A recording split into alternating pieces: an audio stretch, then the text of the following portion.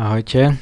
Tak potom, ako ste si otvorili môj mail, kde ste si stiahli z linky Cam Studio, tak sa vám na ploche zobrazila takáto Cam Studio ikonka. Tu keď si otvoríte, tak sa vám otvorí toto okno. Dá sa zminimalizovať samozrejme. Na liste sa dá zase pauznúť, stopnúť alebo zexitovať. To okno by vám v podstate zavádzalo, keby ste vysvetlili niečo iné. Keď mám vysvetlený Cam Studio, tak tam otvorené, s čím pracujete, je region, to znamená full screen, čiže celú obrazovku to sníma.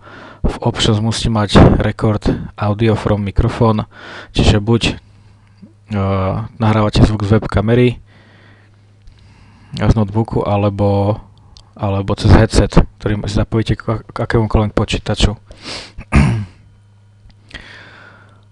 Tu sa ešte nastavuje, že save settings on exit, čiže všetky tie veci, čo si nastavujete, sa vám uložia hneď ako skončíte.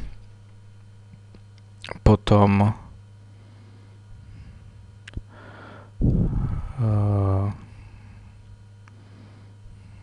name of file, toto nie je až také dôležité.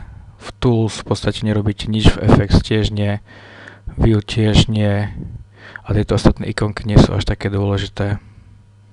Ako sa stlačíte stop, tak sa vás pýta, kde to uložiť, dáte sa na plochu, z plochy to možno na YouTube a zdieľať. To je všetko. Čaute.